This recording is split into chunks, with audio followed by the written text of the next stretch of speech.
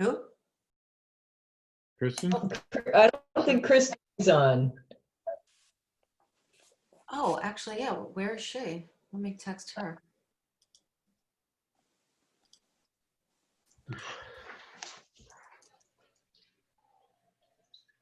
I may not have her information. I thought I did. Does anybody have it? Tim, do you know it? I have her cell phone. I can send her a quick text. Thank you. I thought I had her, but I guess I don't.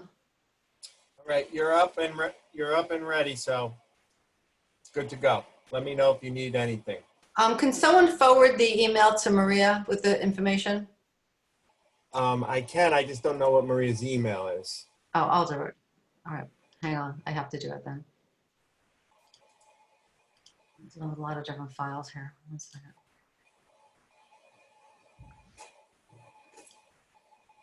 Okay.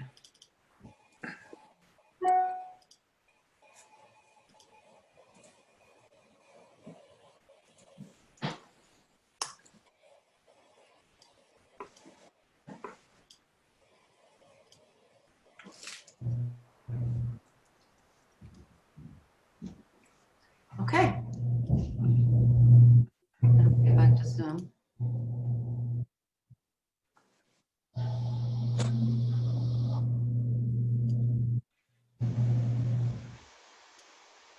Okay.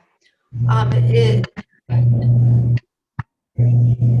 don't know what that noise is. Maybe we could all just mute, and then if we want to talk, we could then turn off our mute. All right, thank you. Okay, so hi everybody. Welcome to our September meeting. And anyone with kids, happy back to school, hybrid or not hybrid. So first order of business is I'd like to vote to approve the minutes from the July 2020 meeting that Renee prepared and was sent out. I think it was sent out previously, but she resent it today. So I don't know if anyone has any comments, or we could just make a motion to approve those minutes. Second. Make a motion to approve. Second. Okay, great, thank you. So the next item is sort of a administrative topic, and it deals with the village communication through Power DMS. And I know it caused confusion for me, and I think it caused confusion for many of us. So we were supposed to log into the system and join this communication site. And if you're having a problem with that, the woman to contact, her name is Karen Johnson. You could let me know and I'll put you in touch with her. She's very helpful, because I know that I was having trouble for at least the first 2 times in logging in. But once you're logged in, then you get regular emails, and the sender, which is confusing, is alertservice@powerdms.com. So it seems very spammy. It just doesn't seem like something that you'd want to click on. But once we've I guess enrolled in the system, that's how you're going to get communication. And when you click on, then there's something that the village is trying to communicate with us, and that's the methodology for how it's going to happen. So it's not very personal. It doesn't say Mamaroneck anywhere. It doesn't say environmental committee. So it seems a little scary, but if you get something from alertservice@powerdms.com, that is this communication vehicle with the village. So I know I was asking Karen to be on the call tonight. She just wasn't free, but Jerry, I don't know if you have anything to add to that. If anybody's had other issues. But as I said, I had issues initially logging in, but I used it today because I got an email from this alert service, and it was basically, I guess they're doing the sexual harassment training virtually, and I had to sign consent that I had gone through the materials and whatever. Right. So you summarized it perfectly. We have about 400 users. We have 150 plus employees, and we have several hundred volunteer firefighters, and we also have 100 plus board members. The firefighters, we were having trouble with them, is they were challenged electronically. Many of them were challenged, so we're still going with the traditional in-person training for the sexual harassment. The sexual harassment training that we're trying to get everyone to complete is a requirement that the state of New York put in place in 2018, and it's an annual sexual harassment training.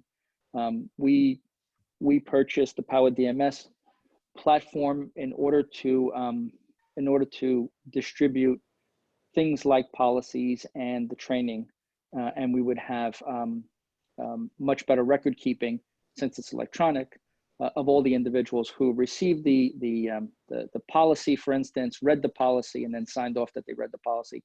Same goes for the sexual harassment training, which is a series of PowerPoint slides and then a quick two question true-false questionnaire at the end. But yeah, so anything that you need as far as assistance for any of the board members, just please call Karen Johnson in my office at 777-7703, and she'll assist you with logging on and all of that stuff. And we will send out an email, Ellen, to all of our board members, not just Committee for the Environment, to let them know that, because you just gave me an idea of if I copy that you will get emails from this alert message at Power DMS. I send it to all my board members, then they'll know that it is something that came from the village. Exactly, and also make sure it's not in your spam folder, because as I said, Right. even once I set it up, I was still a little nervous because it's such a generic name, Alert Service Right. at Power DMS, that it didn't signify to me, like you have to remember, oh yeah, that's the village. Right. Jerry, this is Martin. There, Mhm. there should be some way to configure that on the system side. I'm thinking that too, and I'll see if Cliff has some way of doing that, or if Robert can figure something out.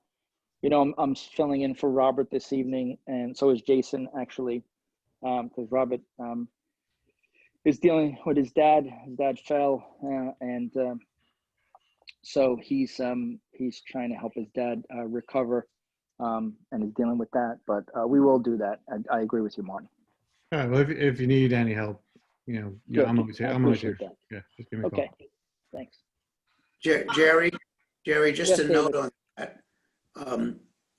The reason I was nervous about clicking on the link when it first appeared is there's been a little bit of a history of our getting, at least I routinely get phishing expeditions addressed to the CFTE asking me to click on sites. And I'm wondering if the village has had a problem with people trying to hack into their systems that way. Not that David has been brought to my attention. I don't know anyone that has had any issues. We do get from time to time with our director of IT.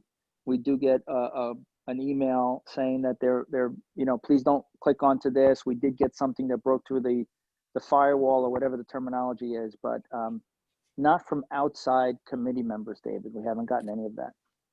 If any of us do get those kinds of emails, is there a place we can forward them so that other people on the committee and elsewhere could be notified not to click on the link? Yeah, so you could forward it to me and I will distribute it to Cliff, or you can forward it to Karen Johnson. But if you just send it to me, I'll get it and then I'll know what to do with it, and then I'll direct Cliff to make sure he contacts all of the board members. That's great. Thank you. Sure. Hey, David, just so you don't feel targeted, I was getting a bunch of them from, it would ask for a Microsoft password for CFTE. And I had spoken to Sally. I got a bunch of them. And she said, just don't click on it. So something is going on. Yeah, they look like they were from like Outlook 365 or something. Yeah, I got a few too. CFTE may stand for something else. We just don't know what it stands for. That's what the problem may be. No, there's only one CFTE.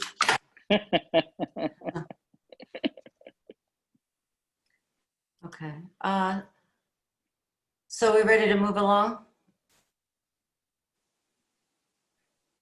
Hello? Yeah. Yes. Hello, dear. Excellent. Hi. I lost my view here. David Styler, you're up. So David and I and Maria, where we attended the collab meeting in, I guess it was late August. And it was actually a really interesting meeting. And Kristen Anderson, who heads the Larchmont Environmental Committee, really spent a lot of time talking about her leaf blower research initiative, and they are on a path to trying to pass legislation in Larchmont to completely ban gas leaf blowers. But David, I'm going to turn it over to you if you don't mind updating everybody on what was discussed. Yeah, that's fine. Yeah, it's funny. We had the meeting outside, which is really cool. So we were in the park in Larchmont. We all sat around.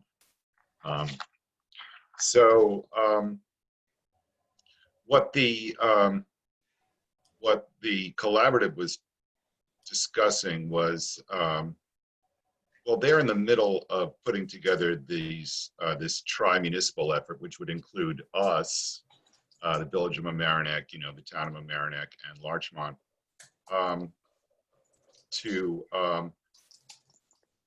make sure that all these municipalities are going to deal with the leaf blowing situation in the same way. So there's consistency in the whole region here, in the whole small region. And they proposed a few ideas, and I think a lot of them are pretty good. And if you haven't heard them, what I'm going to do is I'm going to kind of paraphrase and quote from the document that we were given when we were there. One thing that is proposed is to register each year all landscape companies which propose to operate in any of the municipalities for ease of, I'll quote it, for ease of communication and education. And the database will be shared by all the municipalities for everyone who registers. And I think that makes a lot of sense. And two, the registration for landscapers is free, but as a requirement, landscapers have to attend 2 educational sessions, one spring, one fall, 1 to 1.5 hours each on green landscaping practices. So again, in order to do their work in our municipalities, they have to register. I'm not sure register with whom, it doesn't say it, but register with, I guess, the village the village offices. Initiate outreach and education to landscapers, and these sessions will be hosted in both English and Spanish. Also, the proposal says to initiate outreach and education to homeowners and property owners. Not sure, they don't say exactly how. And private contractors, schools, and town and village departments will work the same rules as homeowners and landscapers. And as Ellen mentioned, the objectives are to move toward eliminating gas-powered leaf blowers over time. They include the idea that this will move toward reducing tax burden by reducing municipality collected yard waste over time. And the other objective is to create ramp-up periods for harmonized regulation. Ramp-up periods mean when to totally phase out gas blowers and bring in electric blowers.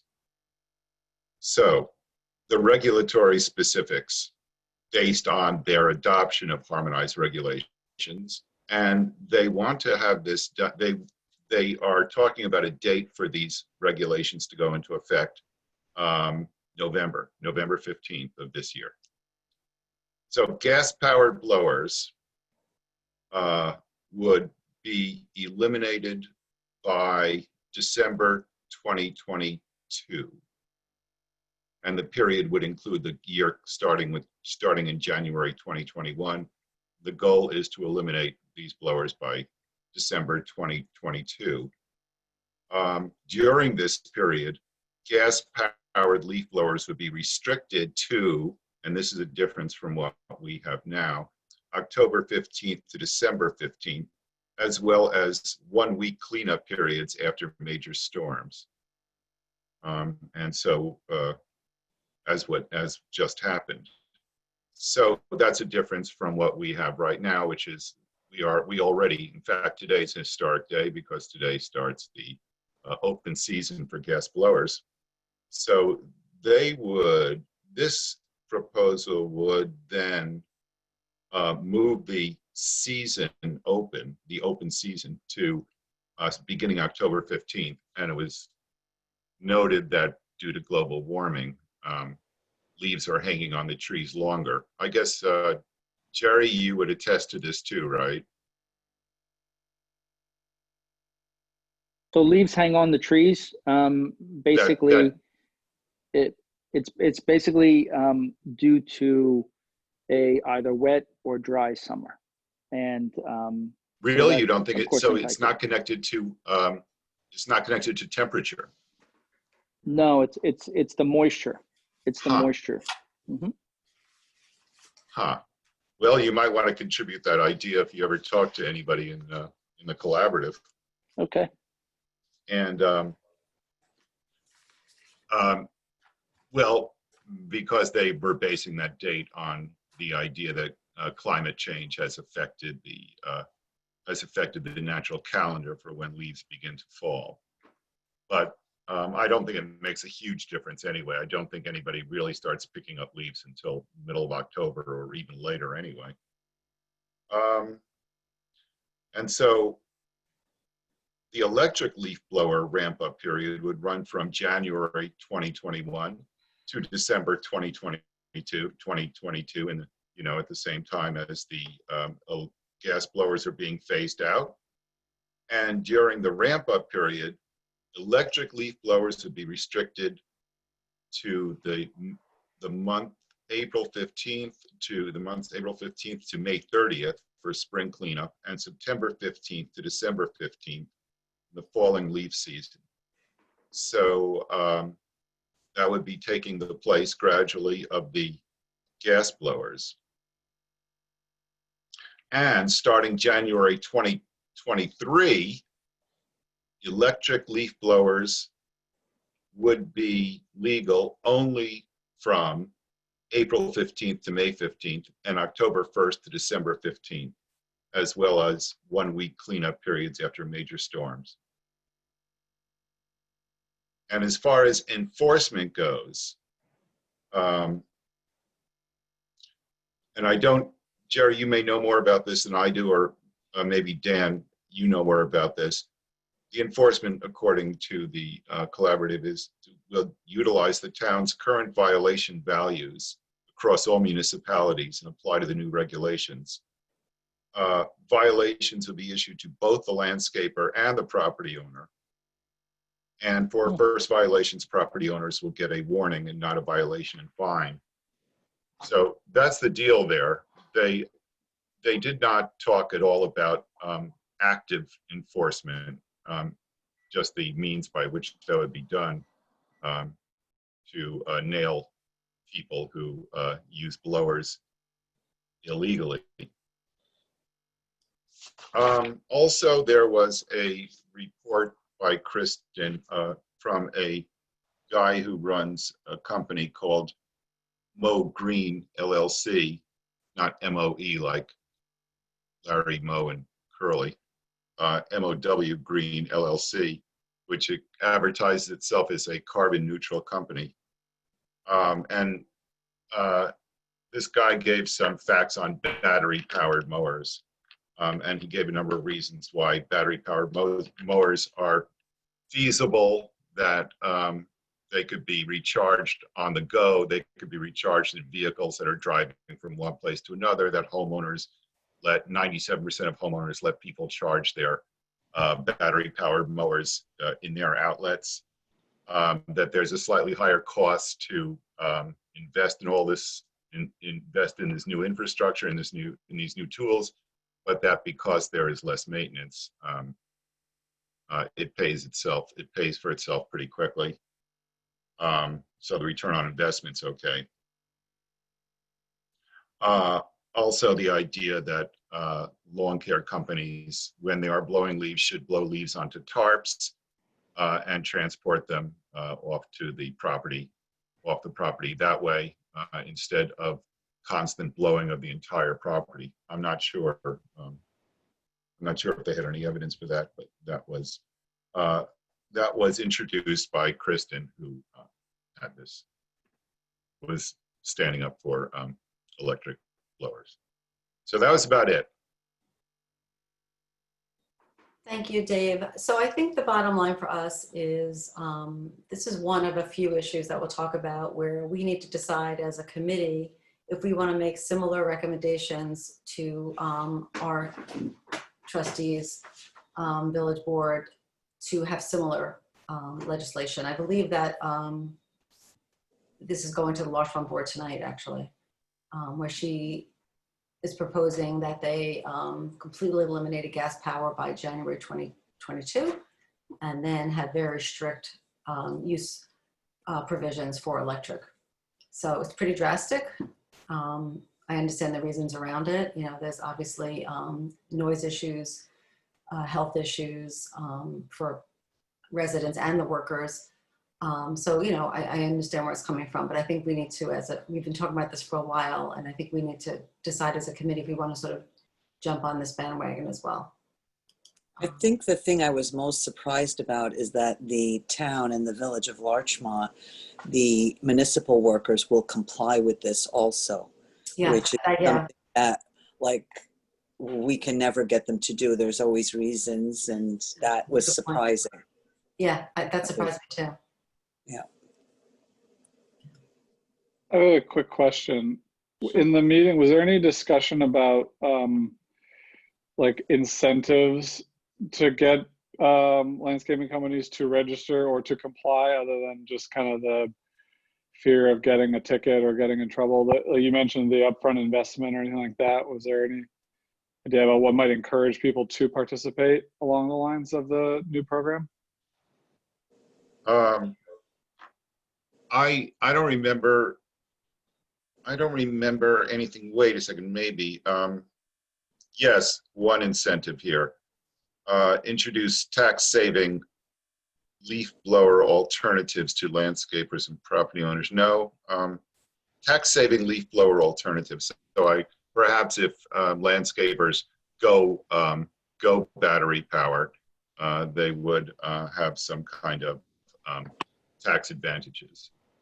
It was not specified what it would be. That may be like connecting them to an existing tax incentive or something, or you know, showing them how they could. Yeah. Okay. Yeah.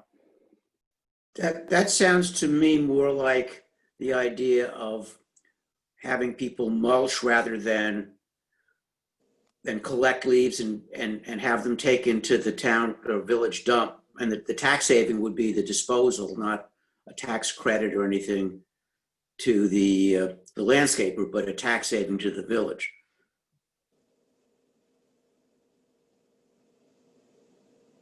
Maybe that's right. Yeah, you're right, David. It was tax saving leaf blower alternatives. It was some kind of an overall result for a bigger population.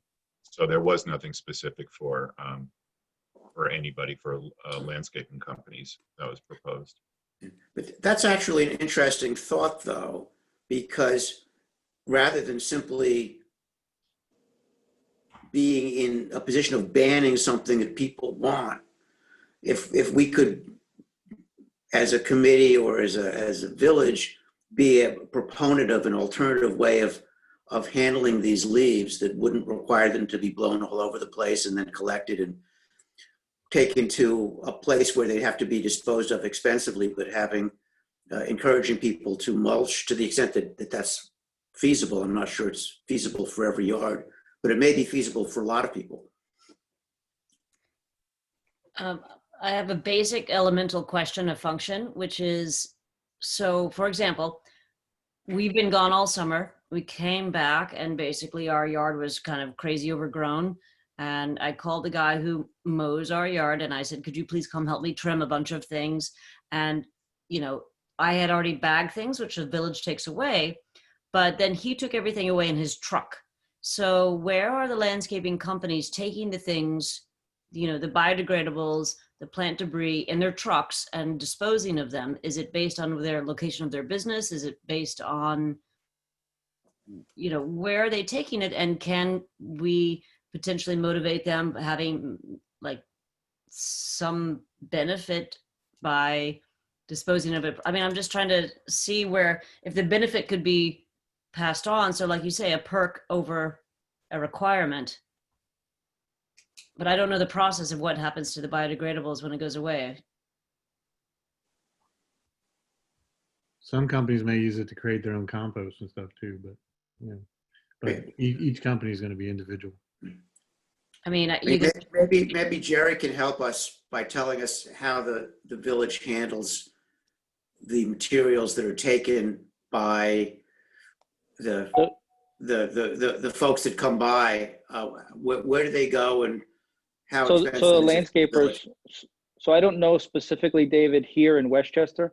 I can tell you when I did this work, I did landscaping on Long Island. We had a transfer station in Westbury, and we would dump there. We would get weighed in on the way in, weigh in on the way out, and we would pay what we dumped. We would pay a per ton charge. That company had a facility out east on Long Island, and they would put the material, this green waste, into larger trucks and ship it out there, and then they would make compost out of it and then sell that compost, bag up that compost, and they had a whole operation. So the landscapers are paying for it. I don't know what the current tonnage is, but 20 years ago, you know, it used to be probably $25, $35 a ton to dump that stuff. So I suspect that there's some kind of facility. I just don't know. I haven't been living in Westchester long enough to come across that and see where they are. I suspect that people with larger landscape companies, maybe like Morano here in the village, who owns I think Ridgeway, they probably have some way of creating compost for themselves by using that green waste and decomposing of it and turning it into material that they use on landscape jobs. I have a question for David. David, was there any discussion at all about how there's limited windows for electrical blowing, how destructive that would be of those of us who have gravel driveways? Any awareness of that at all? No, that was not mentioned. Okay. Not at all. Okay. I mean, for instance, in June, my catalpa tree drops a huge amount of vegetation on my gravel driveway. And if my gravel driveway is going to be preserved with its even limited permeability, it's got to be blown. I mean, no question. You can't rake a gravel driveway. So it's a limited, very narrow concern, but it's really serious. And I have no practical alternative but to hope nobody reports me. Dave, no one will ever report you, Dave. Yeah. I'm confident of that, but being on this committee gives me a certain amount of guilt when I'm violating. And I'm waiting tomorrow because my driveway's a mess, but tomorrow I'm going to be out there. You're the only one in the village with a gravel permeable surface driveway. So No, No, I have one too, I have one. but it's not gravel. I was trying to relieve his guilt. That's all. That's 100 feet long. Sure, you're right. I mean, I would be curious, especially because, I don't know if the landscapers based on municipality take to their local facilities, because I know if we go to the DPW, they have a little bin that says, organic waste, which is not compost, it's trees, it's green waste, as you say. Right. So I'm assuming that the village is paying for the green waste to go somewhere else, to be done with somewhere else. And where, again, just like compost, where are the commercial entities taking their stuff? They have to take So it somewhere.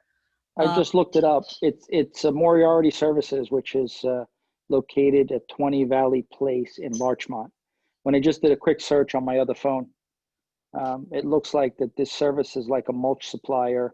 So they'll take green waste and then they'll turn it into mulch.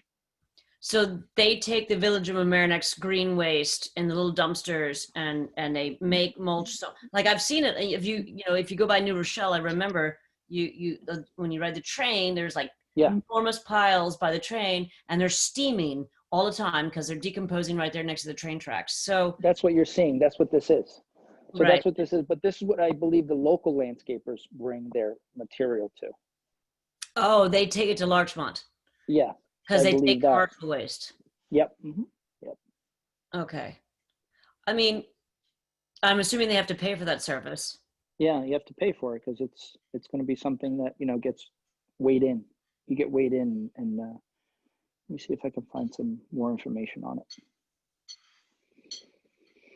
So, Ellen, Yes. You said you thought this proposal was going before the Larchmont board tonight? That was what I had in my notes, yeah.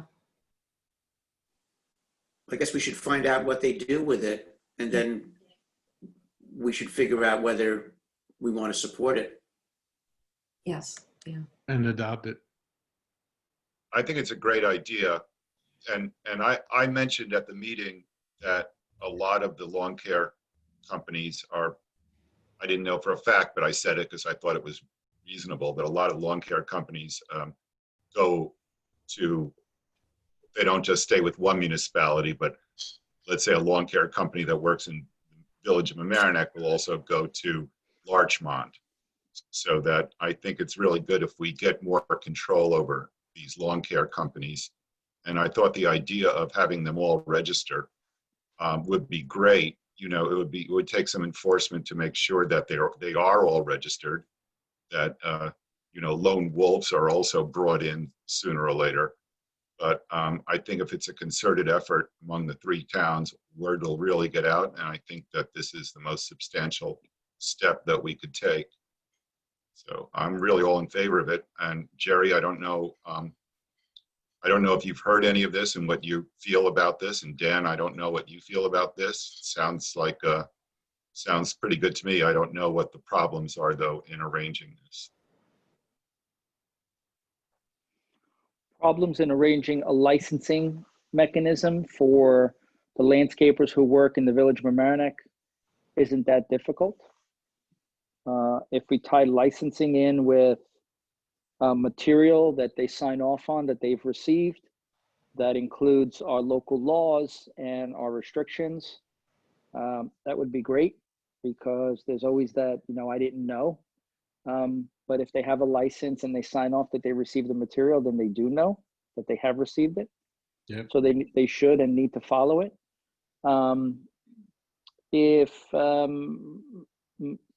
In my previous municipality, which was 150 miles away, but in my previous municipality, we had a business registration process. And if a business wanted to do business, if a small business, local business wanted to do business in the town, they would pay $35 a year. They'd have a business certificate. Of course, retail stores and small downtown mom and pops, they would hang their business certificate. And then landscape companies who registered, tree companies, exterminators, they would register and they would have their business license. So when they're approached by the police department or some kind of issue, they would be registered in the village. It wasn't too difficult. I think it was over 1,500 businesses that were registered in a small community of 20,000 people. No, 15,000 people actually. We're 20,000 people. And so it worked out fine. Once you sign up, it's an automatic renewal. You just keep signing up year after year after year after you get a letter from the village. So if that's something we want to do, that can be done. Okay, Martin? Yeah, I have a question for you, Jerry, too, and that is, the big point that was brought up is that the municipality was also going to be complying And how hard would it be for us to have our municipality comply as well?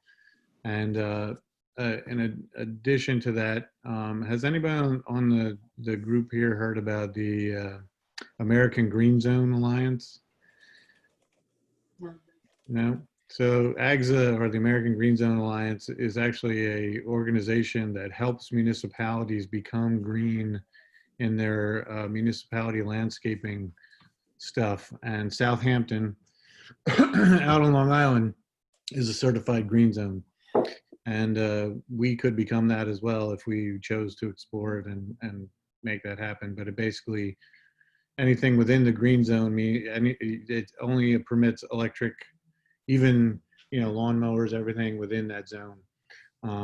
So Yeah. So Martin, when I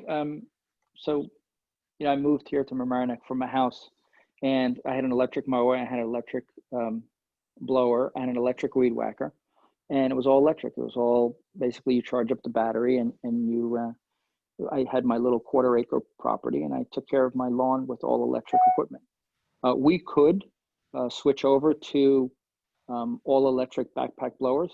That wouldn't be difficult. We could not, because of the size, move to all electric mowers. We wouldn't be able to do that. well, actually, you can, Jerry. That's what I'm Yeah. saying. You should look up this American Green Zone Alliance, because they help you convert the big equipment to electric equipment. Because it I would is. be concerned about the initial cost of converting all of our big equipment, but I understand that as we purchase new equipment, when we get the opportunity to purchase new equipment, we should purchase electric equipment. So as we can do a conversion over time, that would be fine. Yeah, and I think they help set up all the federal funding and all that kind of stuff to make the conversion. Okay, good. Yeah, no, I don't have any issue with going electric. I mean, we when we can, we purchase electric cars, and we do what we have to do to put in charging stations. I know that there's one around the corner on Spruce Street that I can use at any time. So he didn't get that one. Yeah, right at my house. Right at your house, yeah. So, but we could do that. Yeah, I think we can do that. I don't think that there's an issue. If we're going to set the example, it's a little uncomfortable for me to start to impose some significant restrictions on landscapers when the municipality is exempt from that. We should be following suit. So I just sent a link around to everybody if they want to check it out. Thanks.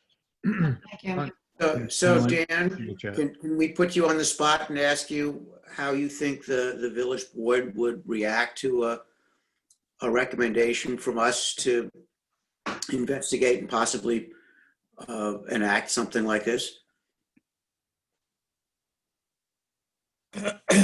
I hate to try and predict what the village board would do on any subject.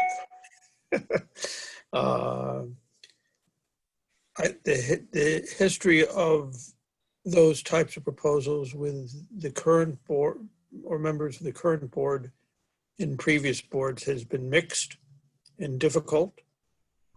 They've exempted the schools, and they've exempted the municipalities. There has been significant pushback on registration in various forms over the years of the landscapers, getting them to understand that you need to register or how to register or whatever. I think I'm not sure that I can predict what would happen. One of the arguments put forth last time in going from gas to electric is the scenario that everybody wanted at one point in time to go to electric houses, and now everybody is paying the price for that. Pun not intended.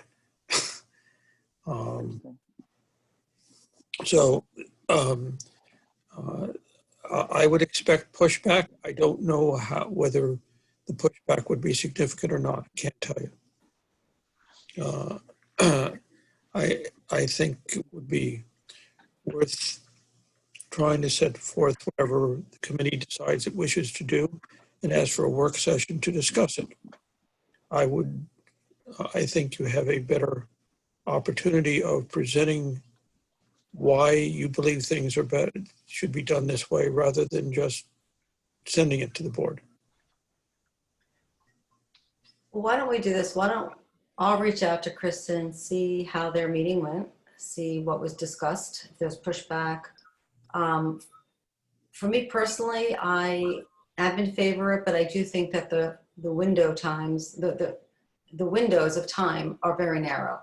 Because 1 year it could be October, the leaves are falling, another year it could be November. I mean, I think that to say that it's just 1 month is, I mean, we know that what, you know, climate's changing, weather's different year to year. So I personally think that whether we get the landscapers on board, I think homeowners are gonna have an issue with it.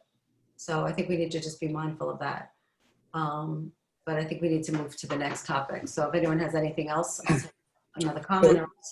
Just as a point of reference, it's taken months for the tree law to see the light of day.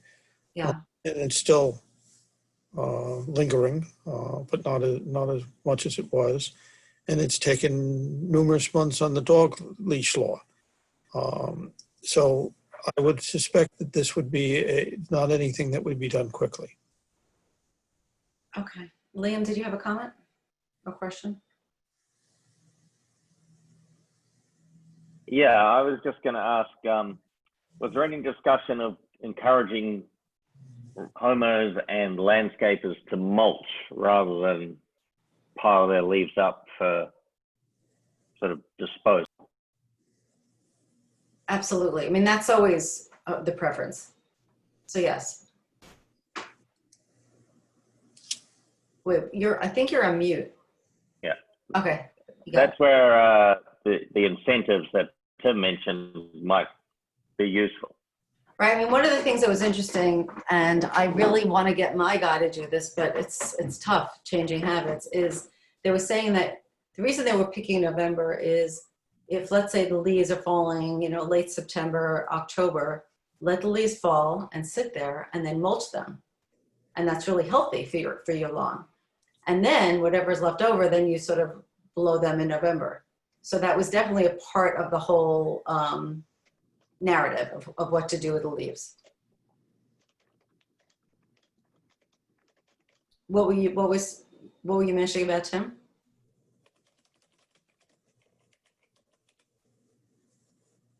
Liam, you're on mute. Yeah, sorry. I was just saying that Tim had mentioned the idea of incentivizing people. Oh, yeah, yeah. So we can incentivize people. But I do think that the idea of being consistent across all three municipalities is good. So maybe Larchmont and the town will sort of get the ball rolling and the village board will feel that pressure. I don't know. Right. I think people need to be convinced that their lawns are not going to look horrible, you know, that they're actually going to look okay. And, yeah. You know, maybe people would, if they have, you know, maybe lawn signs that they're doing this and people kind of see what it might look like when they walk by. Yep. Yeah, but it's the hearts and minds that are the hardest things to change. Yeah, yeah. The other thing that was discussed at the meeting, which was why some of us attended, was the topic of 5G. And it was a few weeks ago and I didn't take great notes, but I think it was a lively discussion about what that means and blah, blah, blah. But the bottom line is that, and keep in mind that the collab is the town of Mamaroneck. And they were talking about that they really need to update their wireless telecommunications law. I think the village of Mamaroneck's law was last updated in 2002, which is more recent than theirs, which is better. But given 5G, these codes need to be updated. And the city of Rye actually updated theirs last year, which is being used as a template now by the town to take a look at. And I think that we should actually do the same, because 5G, you know, that there's smaller cells that are more, they need more of them around, but they're smaller. And, you know, the health issues are still maybe unproven, but a lot of people think that there are really detrimental health effects from 5G, but it's coming, you know, it's, you know, it's not it's going to be a reality. And I think that the way that we control it as a village is through our code. And this is in the agenda later on, but I'll bring it up now that there's actually a cell tower being proposed right now in the town, 125-foot cell tower at Bonnie Briar Country Club, which is along Weaver Street. And there's definitely a dead cell zone there. I'm sure many people have driven by Weaver in that area. And the call drops also along Fenimore. There's horrible cell service. So from a need point of view in that regard, resiliency, or whatever the terminology, yes, a cell tower will be beneficial, but it's very tall. It will stand out. So the planning board of Town of Mamaroneck asked the Sustainability Collaborative to take a look and opine on that. So that's happening now. I just wanted everybody to know about that in case anybody had a vested interest and wanted to get more involved with that.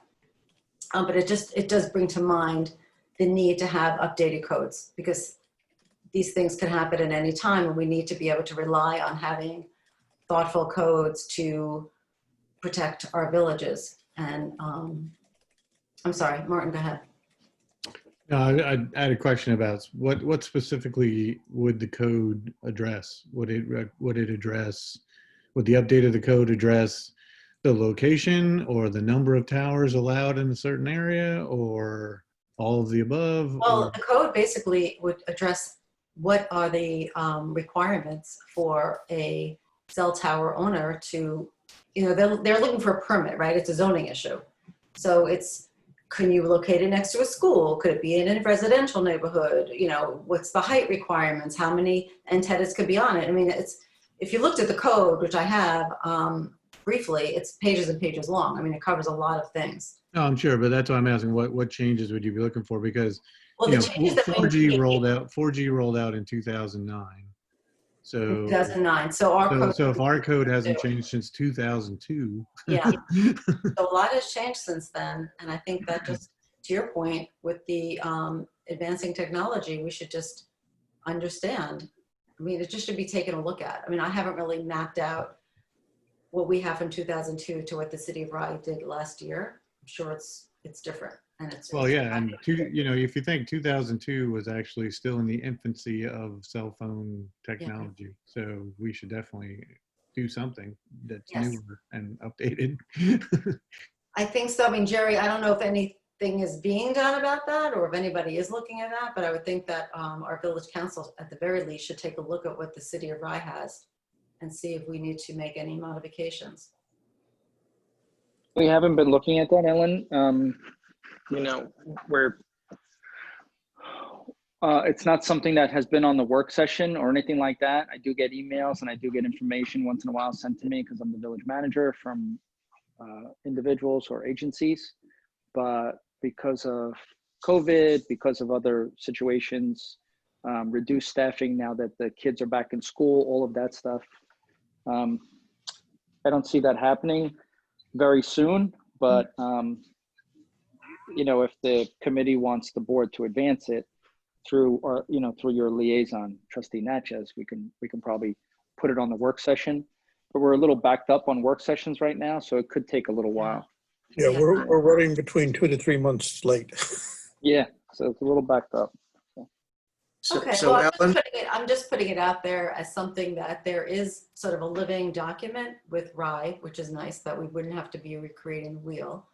Okay. There is this proposal, which is the town of Mamaroneck, so it's not in our village, but it just sort of brings it into focus, that's all. But I hear you, Jerry. Now, for many things, it's just a bad time. So Ellen, I have a question.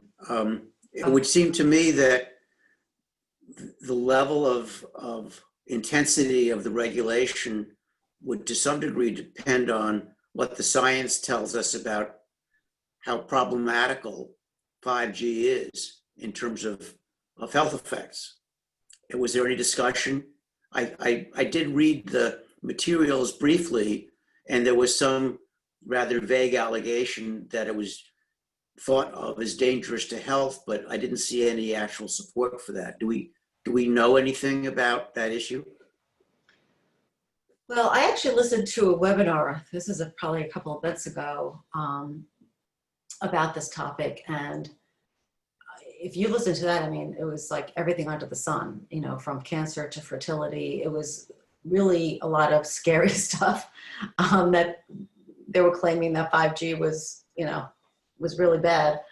There are organizations supported by science, though? Yeah, I mean, yes, I mean, you could research this yourselves. I can't. I have, and that's why I asked. Okay, I'm not in a position to make claims or dispute claims, but I'm saying there is a body of research out there. There are many people think that there are health effects. So at the very least, I think that we probably wouldn't want it, you know, within a feet of our home or whether, you know, near a school. I think that that would just be sort of, I don't know, I wouldn't, but the fact that for 5G you need more antennas, that just gives me pause because I don't know really what that means, how many feet apart, and maybe you do need to have them in neighborhoods. Yeah, it's a shorter wavelength. Yeah. So that's why you need more towers so that it goes faster, but it's a shorter wavelength. Okay, right. And so generally speaking, the amount of radiation that's caused by 5G is not any more than any of the other Gs that we've experienced through our time.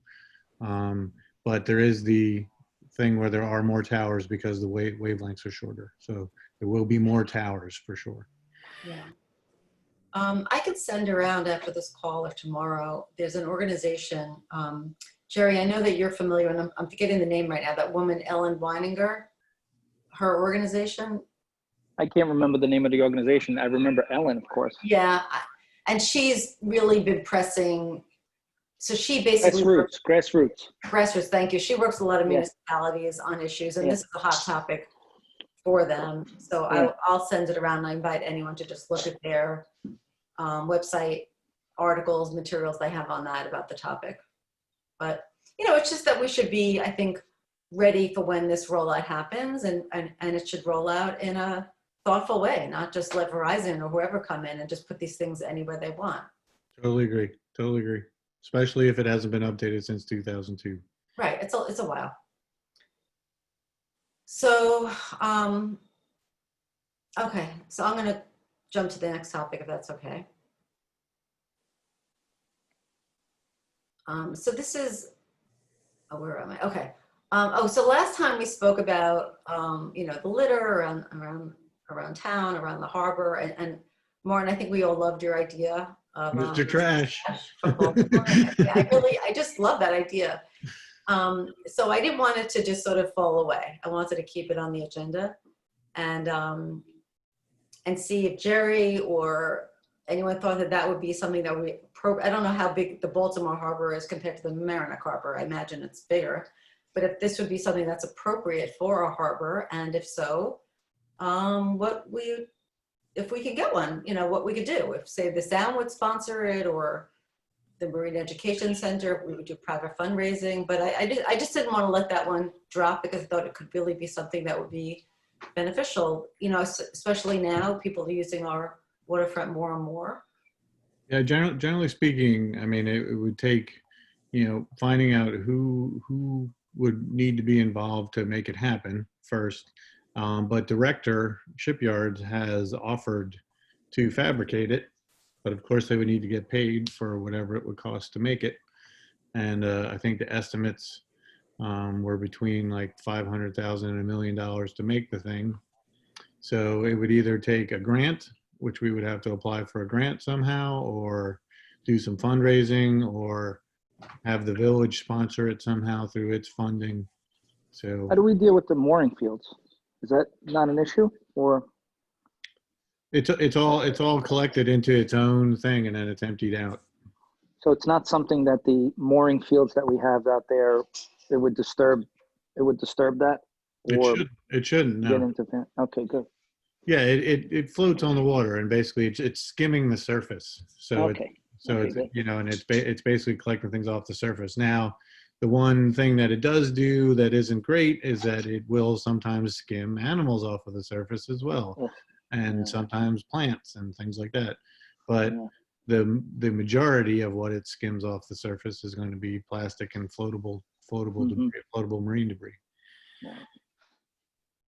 So you're saying Director Shipyards, is that the place near where Brewers was? Yeah, it's the big gray building that's right, basically it's right next to the diner. They would construct this? Yeah, they are a shipbuilding manufacturer. I don't know if you know that, but they actually build large ships. And the thing that I was actually talking to Liam about earlier is what they've been with the things they've been building recently, and that they've been getting contracts for, are the electric ferries, electric powered ferries. So they've actually launched 4 of them so far, and 2 of them are running from Long Island to Norwalk, bringing local produce back and forth across the Sound. Really? Yep. Yeah, they're actually a huge ship manufacturing. Christy seems to know something about that. Yeah. I Yeah, mean, so- they're a local company, Yep. in my understanding. I believe, I don't know anything about the family, but I know that they've been here. I know they're shipbuilders. They're invested in the community. Yeah, very invested in the community. They volunteer for Save the Sound for our water monitoring program. And building electric ferries is about the coolest thing you can do. So yeah, there's a whole area of conversation with that. But please carry on, Martin. I'm sorry. No. Yeah, Enthusiastic. I just love it. No, sing their kudos, because they're a great local company that I think a lot of people don't even know they exist. They don't even know they're there. Yeah, don't even know they're there, because it's just a big gray building. You don't really see what's happening on the other side.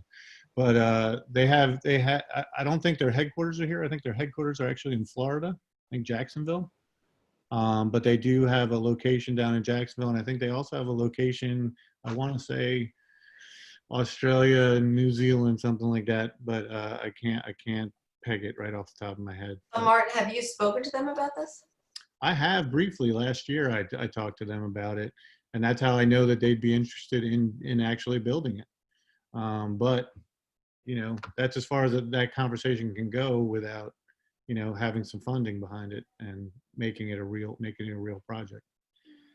But that estimate, there's a, it's like double, like we have to find, would it be worth to have conversations with them to actually see what it would cost? Like 500 to $1 million, that's like either 1 or 2. Yeah. No, I get it. Yeah. I mean, sure. If we wanted to create a small subcommittee of a few people to explore this idea, I'd happy to be part of it, and bring some other people along to have the discussion. Sure, definitely. Well, my kids will be interested in this because I made them go down to the harbour with, gloves on and pick out the stuff in it gets into the reeds. So that was at low tide. Now I don't know, can it skim in the reeds or not?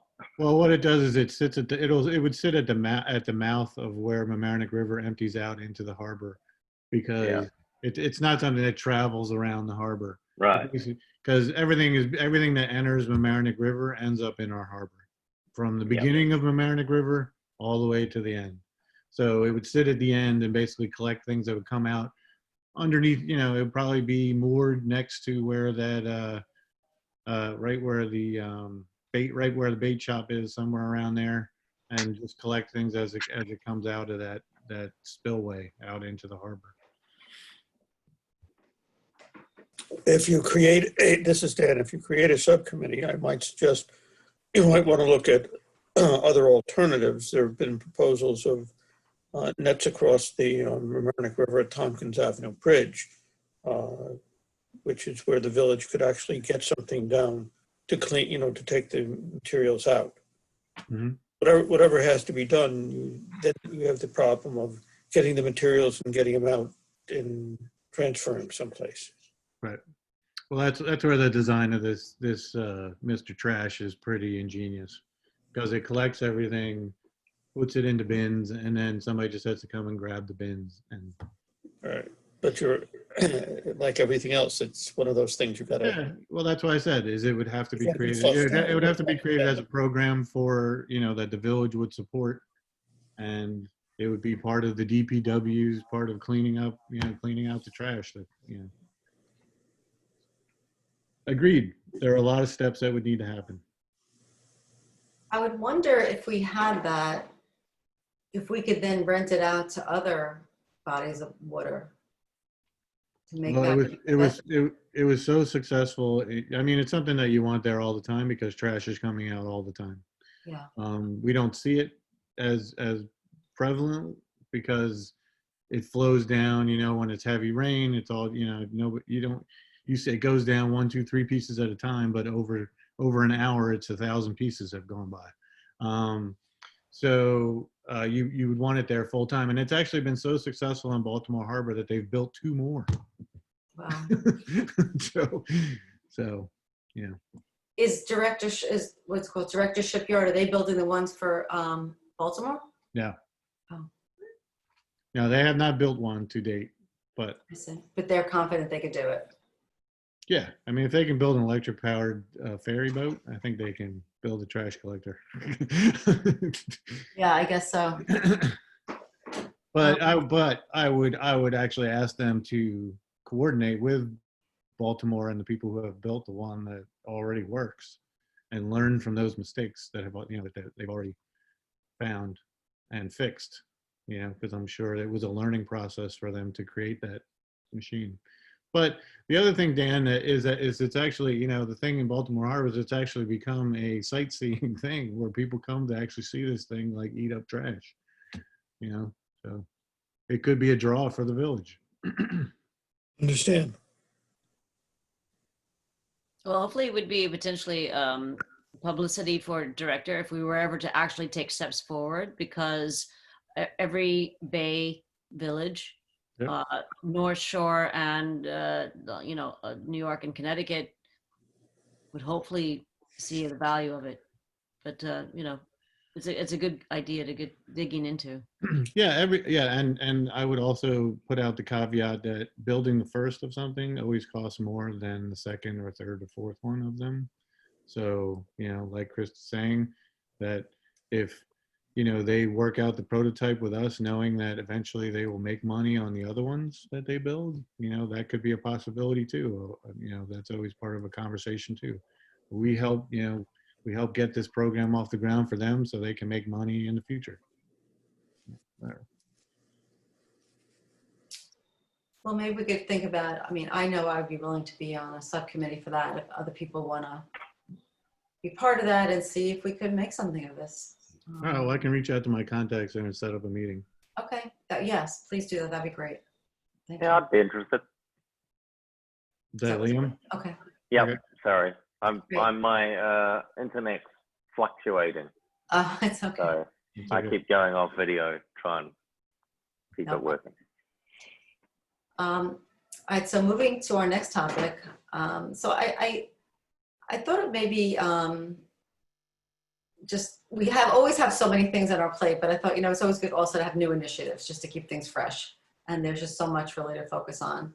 But one of the things was to have a speaker series, and whether it's, you know, a speaker coming to a monthly meeting or whether we have something at another date and time just for our committee or even for the larger community.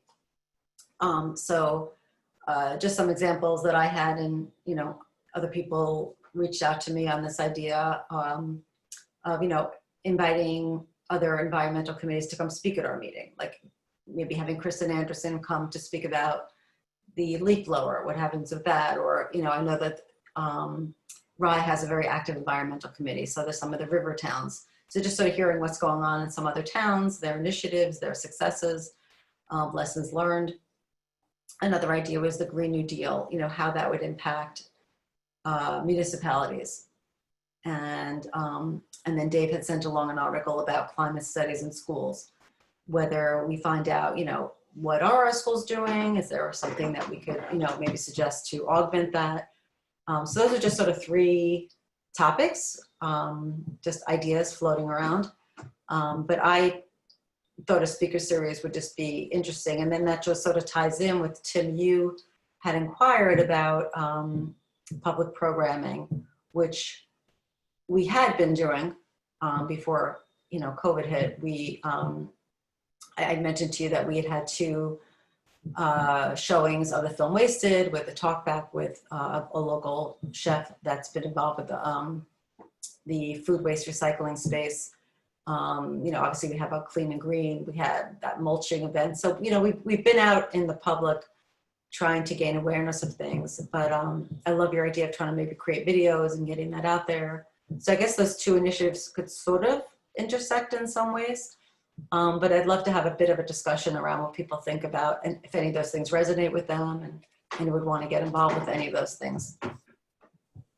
I think it's great. I mean, I think over the years that I've been a part of CFT, some of the best things that we've done is when we've had people come in and explain a bunch of things to us about different things from different organizations, even like the DEC or different, have wastewater treatment people come in, it's been great.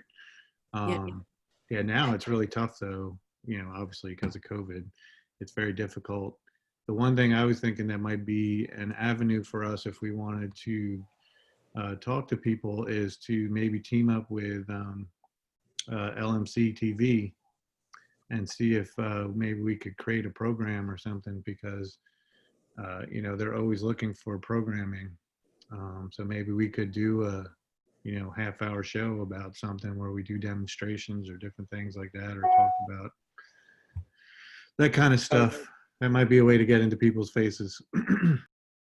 Yeah, I was going to bring that up as part of my questions about the public programming and media side of things. That's what I do for a living, and what I'm passionate about, and the storytelling and video and content. So I wanted to bring that to the group, and I'm getting involved with LMC as well, and still exactly not sure how, but in one of the boards or committees that they have. So that would be a bridge I'd love to build there to help use that resource. And I felt I'm new to the group, so one thing that I got excited about, and I don't know the history of this within CFTE, is more public facing stuff about, I know the mulching and mowing thing happened right when we landed in town, and more stuff like that I could help contribute to, where we're, speaking to people about a leaf blower plan, or, talking to them about the, efforts to clean up the harbor, whatever that might be, or a nature walk, in the marshlands or something like that could be programmed. I'd be interested in supporting that sort of stuff. Yeah, I'd love to work with you on some of that stuff. Sounds great. One kind of like procedural question is, I just wonder, like, what are the mechanisms that this committee can speak to the community, the village, residents? Like, is it through a certain Facebook page? Is it, what are the tools that we have for that, or have used in the past? Well, Robert, who's not on this call tonight, is the communications guy for the village. So he handles our social media. So I would suggest you reach out to Robert. But yeah, he has a lot of different, I know that he's on Facebook and through different groups. And I don't know if he uses other social media, but. Yeah, but he has the authority to make posts. Yeah. We can't speak as the village. because it's coming from the village. Yeah. Okay. Cool. Yeah. And he actually used to be on our committee, so he's very familiar with what we've done in the past. Cool. Yeah.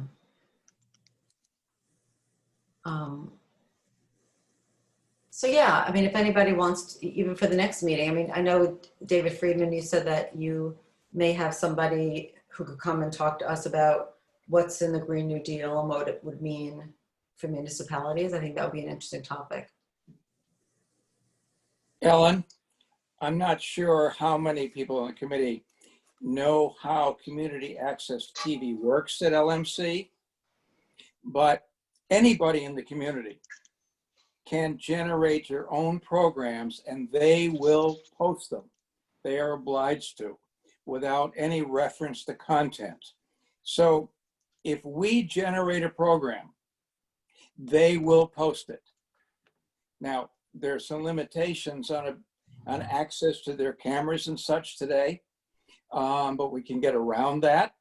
And there are, if you do it on an iPad or something, there may be some compatibility problems, but they can get over that. But we can generate programming.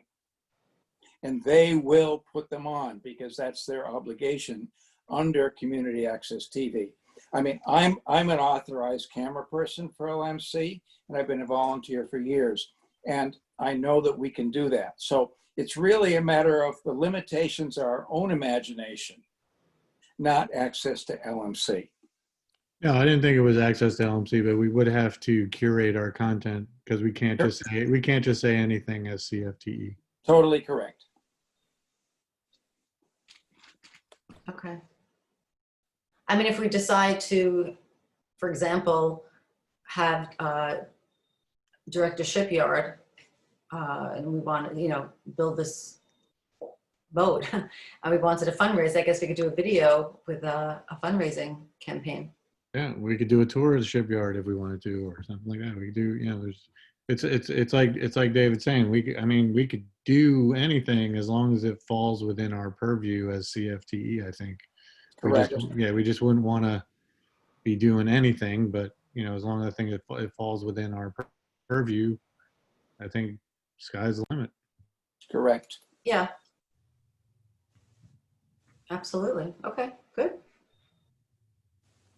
Well, I'd offer to, I don't know if there is a communications subcommittee or content, you know, and messaging, but if that, it feels like there needs to be, or there should be hands on the reins in that regard for stuff to actually get planned and made and distributed and put out. So I would. I think you just volunteered.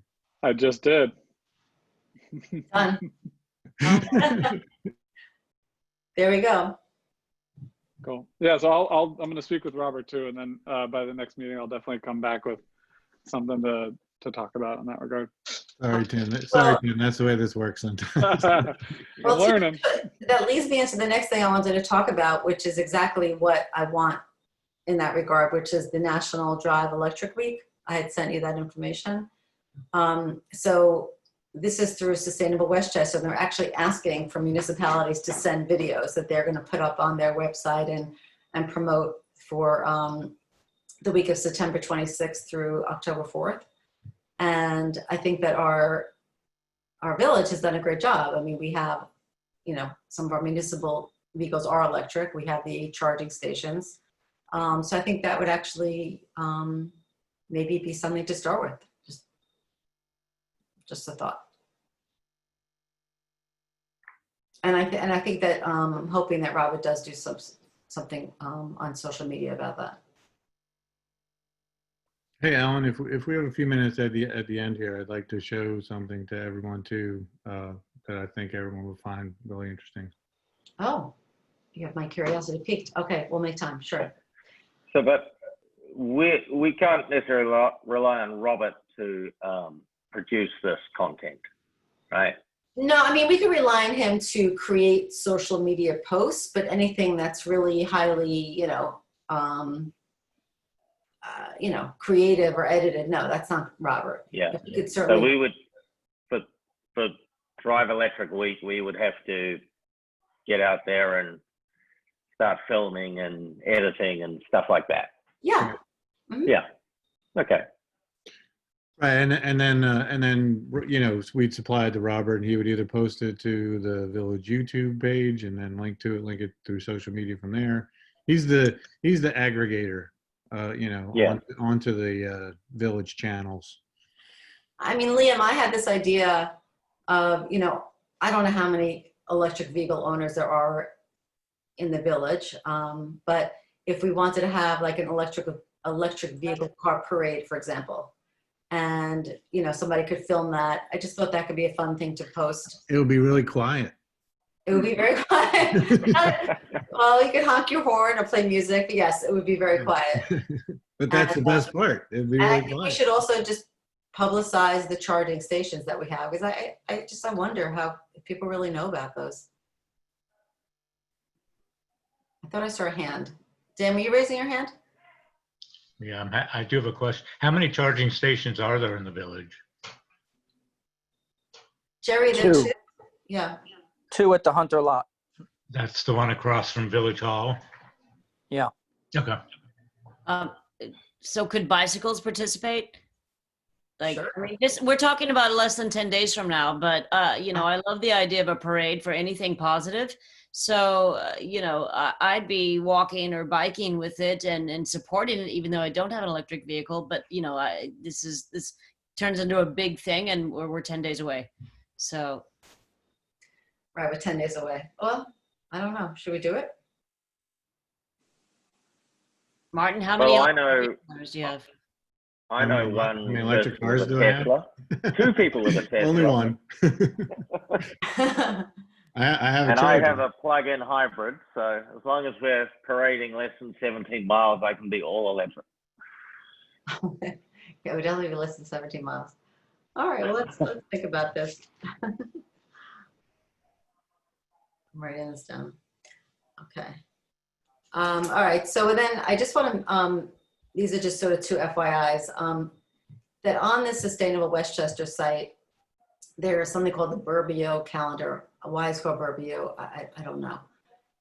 But I had a instructional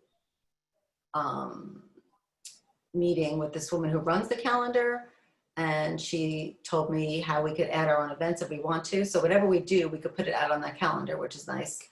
And then I also just recommend people, you guys, to check it out. There's a lot of events that go on, especially if you have young kids. There's a lot of things out there that you just may not be aware of, and it's really a useful calendar.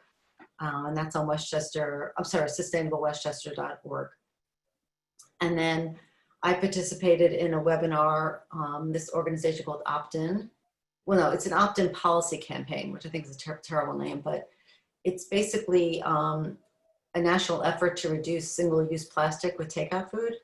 So it's wanting the, I don't know if any of you use like the food delivery apps, you know, like Grubhub, Uber Eats, any of those, that there should be an opt-in if you want to get, you know, plastic utensils or condiments or whatever. Right.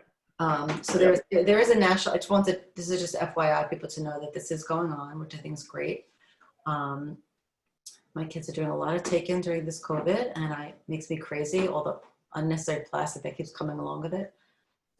So if anybody, you know, wants to get plugged into that, there's regular calls, and I've only been able to listen on one of them. But it seems like a really organized effort to do that.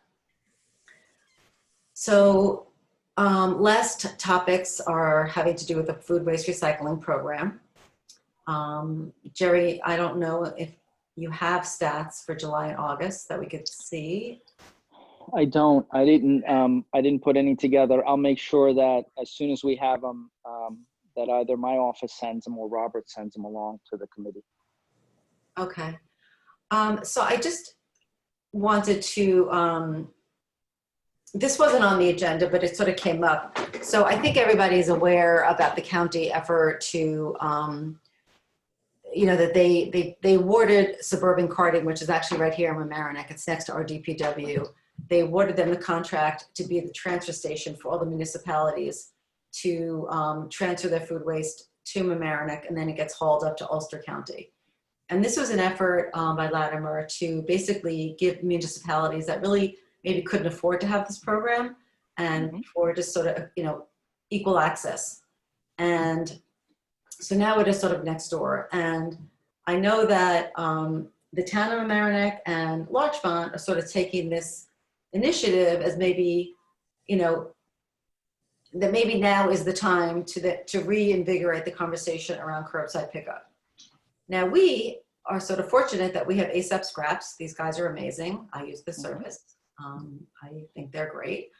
But you know, it is a high school group that's doing this, and that, I guess, Jerry, I'm wondering, is this sort of the thing that will make us look harder at doing curbside, particularly now that with COVID, I think that everybody's sort of gotten used to curbside pickup, right? I think that it would be very easy not to go back to having pickup at the back of your house. Everybody's used to, you know, bringing everything to the curb.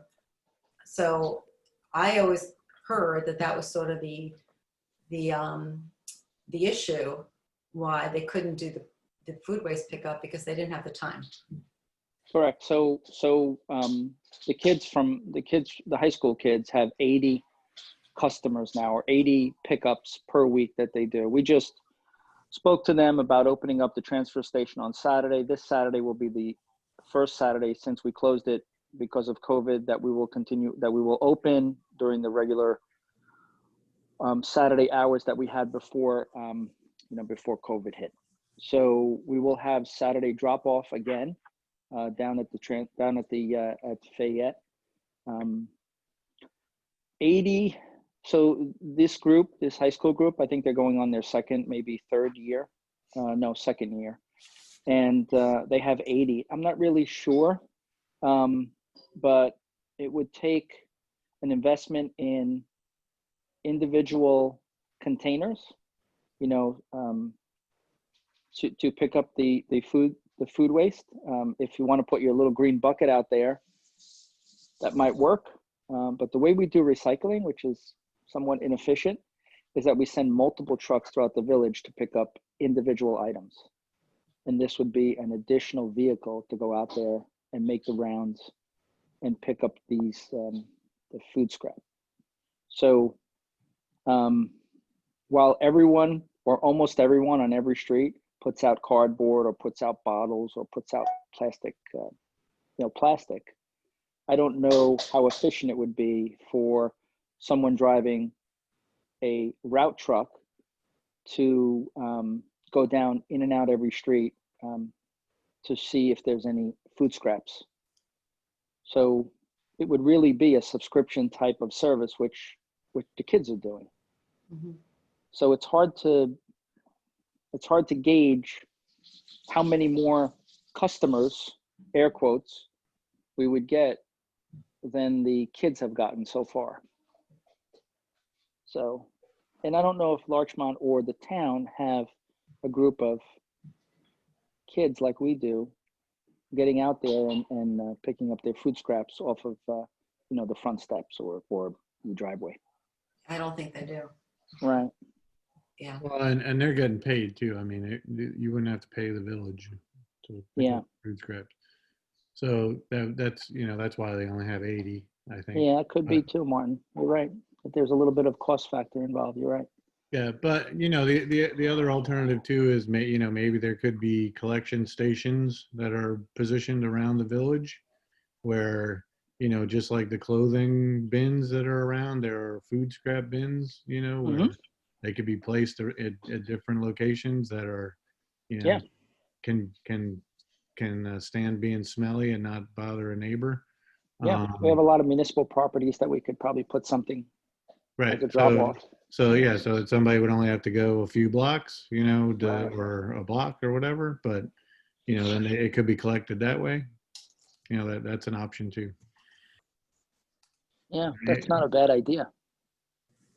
Because then we would just hit those collection stops, those collection stations. Right, correct. A couple of times a week, and that's a much easier process. If we had one in Phyllis Park Road, everyone in your neighborhood could just walk over or drive over and dump it out there instead of expecting the front stoop pickup type of thing.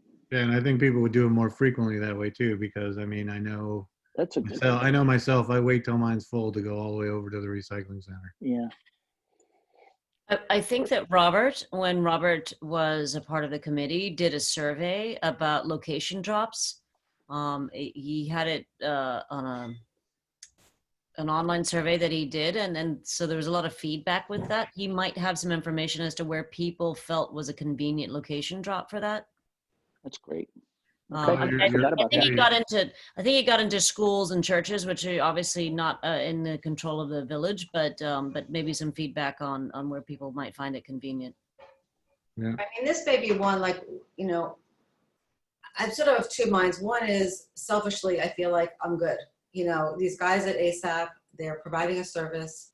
Yeah. And I'm good. I just wonder if we had, it's a little bit of a chicken and egg, because if we had the municipal pickup, would that increase our residential program? Would more people be in the program? So right. If it grows the program through that, then that is worth it. If it's just people switching from ASAP over to the village, then that really doesn't make a difference. Well, if there's if there's a local drop area, I'll tell you, I'm leaving town on Thursday and ASAP doesn't pick up now until Saturday. And so I have to put it out and I can't put it out for 3 days. So I think having, I have to plan into my Thursday to make sure I go and drop my compost off. So if there was something a little closer, something that, was in But yeah, it's a way to spread the word about the program too, by having these. It's easier if it makes it easier. Yeah. Yeah, and I think it might be a nice segue, Ellen, to what you're looking at. To full pickup. This might be the nice in between, where it's like, okay, we've proven that it's a viable program and that people want it, but now we're trying to eliminate the hassle of having to take it all the way to the recycling center. So the next step seems to me to be logical, to have an in-between step, which is these drop-off stations, and see if that does increase. And if it doesn't, well, then we haven't invested in a new truck and like all this other kind of stuff. Well, having different drop-off stations, though, wouldn't you need somebody to be sort of supervising that? I see it very messy. I think you can't leave it out overnight. It's like animals would get there's so many more animals now out on the street. And if someone doesn't close it correctly, can you imagine? I just see a lot of issues arising. Yeah, I do too. I agree with Maria. I don't think you could just have a drop off somewhere. I mean, we all live maybe like a mile or two from Fayette. So if you're going to have to actually drop it somewhere, I would just say go the extra step and bring it there. You have Robert who's helping you. He rinses out the bin. I think the issue is whether we have curbside pickup, like Scarsdale, like other towns, or we don't. And I think Scarsdale is opt-in. They don't just go street by street by street. They have a map of where residents are in the program. So they're not just dropping around. That's different. That's much more efficient. It's much more efficient. Yeah. Yeah, it is. But I think it adds a lot of legitimacy to the program, because people see, oh, there's a big garbage truck picking up at their house. Like, actually, it's funny because somebody on Nextdoor, I saw recently had a post, someone I knew who lives around the corner. She said, what are all those little green bins that everybody's, like, she was wondering, what is that I'm seeing out being put out on Fridays? And it generated a really nice conversation on Nextdoor. It was a good opportunity to sort of spread the word. So the more of those you have out, the more, the more it will happen. Ellen, do you know if Scarsdale had to invest in like a special truck to pick up the compost? I want to say they retrofitted one, but I really, we were supposed to have them at our meeting like way back in March, because the Scarsdale people, they're like the gurus of this whole program. So Renee, I don't have a really great answer for you. There's our first guest. Yeah, well, Michelle and Ron from Scarsdale are amazing. Yes, they were supposed. As I said, they were on the docket for March, and then Invite them to the next meeting. So I could do that. Yeah, I could do that. Yeah, that'd be good. Okay. They're powerhouse. They'd be very exciting. They're very exciting. They're very inspirational. They were very involved with the whole county program.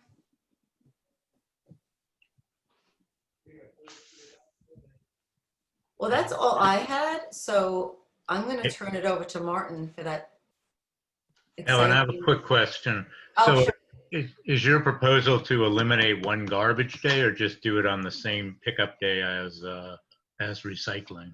I don't think that we're at the point of eliminating a garbage day. I think there would be a lot of upset over that.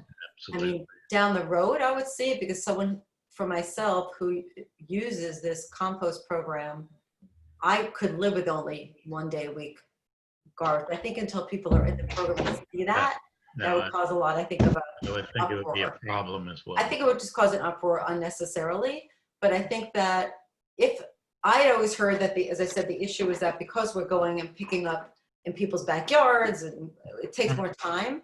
So I think that there's a big time saving now, because everything is curbside, that it would hopefully there be a day, if let's say if ASAP is doing 80 homes, maybe it's 100 homes, maybe it's 150 homes. I get it. They could do that in an afternoon. No, I was just pointing out, I think it would be a problem and an uproar as well. I agree. Okay, great, thanks. Okay, Jason, am I allowed to share my screen? You are. You can share away. All right, so I'm going to share my screen here. Can everybody see it? Yeah. Yeah. Okay, so what I'm showing you is we just launched this for Save the Sound. It's called the Sound Health Explorer, and what it does is it allows you to investigate the health of the waters all around Long Island Sound, and we've broken it down into three areas called swimmable, fishable, and livable. Swimmable meaning your beaches and coastal areas, fishable meaning your bays and your open waters, and livable meaning just what that picture just showed there, where we live and how sea level rise can affect your where you live. So one of the cool features is you can share and it will go out there and it'll bring back, this is your closest beach, and the grade of our closest beach here, Harbor Island Beach, is a D. Our closest water body is the Eastern Narrows, that gets a C, and the average sea level rise by 2050 for New York is 1 foot 8 inches. So that's just information on the homepage where we have, you know, different campaigns and different challenges, environmental challenges to Long Island Sound, but also actions that you can take. And it's broken down into actions that you can take at home, that you can volunteer for, that you can advocate for, or of course you can support Long Island Sound, support Save the Sound. But the really cool thing is we've basically taken all the data that's collected by the EPA, by our programs, and by other groups all around Long Island Sound, and put it into basically created a data visualization tool where you can go in here and see all the different areas that are available. So if you want to see the health of the different beaches, you can go into Harbor Island Beach. And this tells you all about all the samples that were taken in Harbor Island Beach over time. You can go back through the years. It'll take you all through all the different years, all the way back to 2003 of the historic water quality data that is available for all the different water tests that were done for that area. Excuse me. But one of the really cool things about the big map is that if you zoom out to the whole map, you can go over here to the map layers and you can look at, you know, where are all the wastewater treatment plants. These are all the wastewater treatment plants that are in the Long Island Sound. You want to know where the combined sewer outflows are. These are all the areas that are basically pumping raw sewage into Long Island Sound. You want to know what our watersheds are. These are our watersheds that feed into Long Island Sound. If you want to see the amount of impervious surface that is covered within each zone, that's all in here in the map as well as beach access and different ways to report pollution. So if you ever see anything, you can go on here and fill out a form and say, hey, I've seen this happening in one of the rivers or one of the fishways or something. So if you go to fishable, and these are open water grades. So these are different areas: the Eastern Basin, Central Basin, Eastern Narrows, Western Narrows, which is typically bad because of all the things that happen around New York City. But also you have all of your measurements of the different types of indicators like dissolved oxygen, the water clarity, and the chlorophyll that is in the water itself. And then if you go to livable, there's actually a sea level rise tool here that was built by Climate Central, where you can go in, and this takes a little while to load, but it actually is modeled on sea level rise, and you can zoom in and see how sea level rise. We get 5 feet of water, we get 7 feet of water, 8 feet of water. You'll see what will be underwater as you go. And the cool thing is you can go in here and see all the environmental challenges, from marine debris, sewer overflows, animal waste, septic system leaks, climate change, wetland depletion, all that different kind of stuff. And if you go into one of these challenges, like I said, here's sewer overflows. These are all the different things that you can do. You can report the pollution, you can inspect your sewer lines. So I just wanted to, you know, familiarize you guys with this tool because it is pretty handy for anybody that wants to see if it's safe to swim, see if it's safe to eat the fish that you're pulling out of the water, see if it's safe to eat the shellfish that are being caught in a certain area. And the one thing that is really great for us who are all involved in local stuff is if you look at these different types of things, it's like, why is this beach getting an A and these are getting C's and this is getting a D? Well, you know, part of the problem is because of our wastewater treatment plant has a combined sewer outflow that basically anytime it rains and there's too much water going into the wastewater treatment plant, then raw sewage just goes straight out into our harbor. So that's it. I just wanted to give you guys a quick overview of this and let you know that it's available. Everyone's going to look at, again, called soundhealthexplorer.org, and check it out. Or if you have any questions while I have it up, I can answer any questions. Martin, I mean, this is great. And I appreciate you bringing this to our attention. The one thing I wonder is, I know some days, like at the beach, at the harbor, they'll say, you know, the beach is closed today because of heavy rains or whatever. I see the site has a lot of history, but if there was an event like that, would it have real-time information? Yeah, that's what this is for right here. You have current conditions, and that links right out to all the local, whatever local Department of Health is for that beach, it will go directly to that site and tell you what the exact conditions are at that moment. Oh, that's great. Yeah, so it's impossible for us to have real-time data because any of the testing takes, you know, basically 24 hours to be completed. Right. But it's a way that we felt that this was a way for us to allow people, like you're saying, like if you want to know, like, what is it today? Yeah. You know, while you're looking up stuff. And the other thing that we put on here too are the amenities of the different beaches, you know, whether it's paid parking, lifeguard, what the beach access is, whether it's public, private, whether you need a pass to get onto the beach, different things like that are also on here.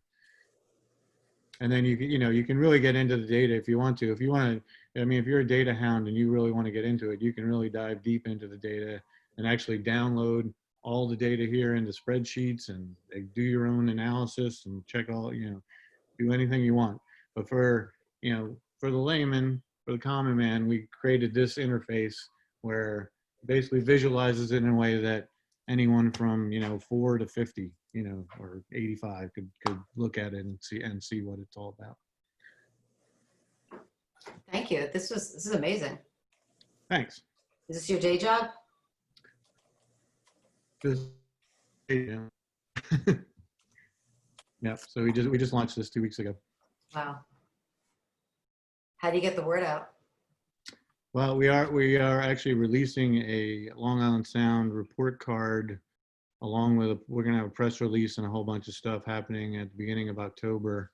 We're still adding a few more features to the site.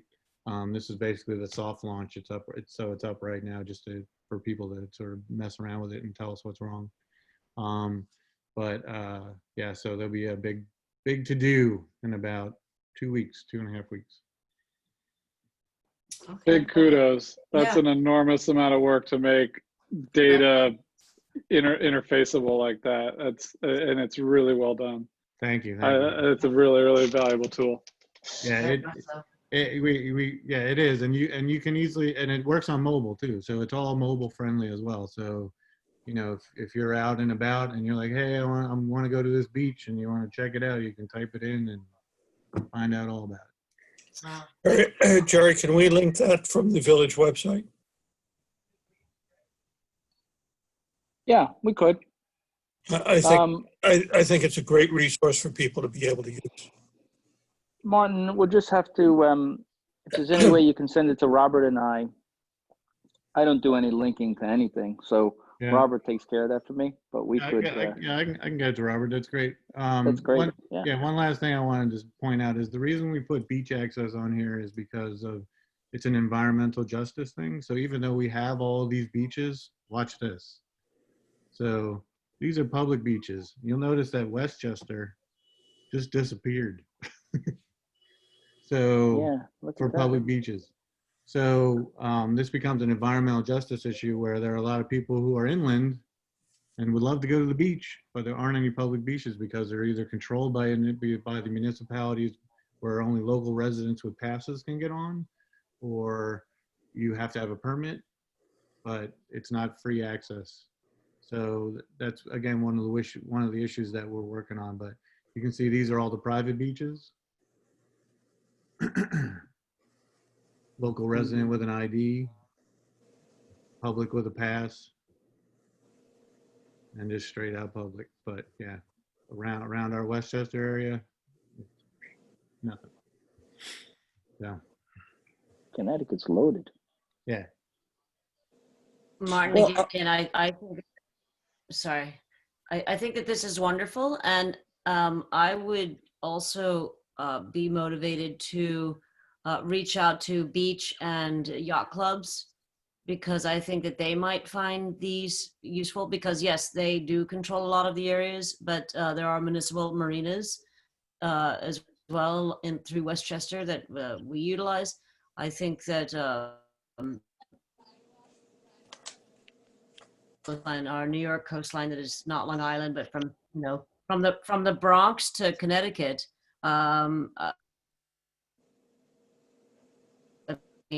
personally, are involved with many of the access to facilities, be it private or public. I think that the word should get out, because this is an amazing tool.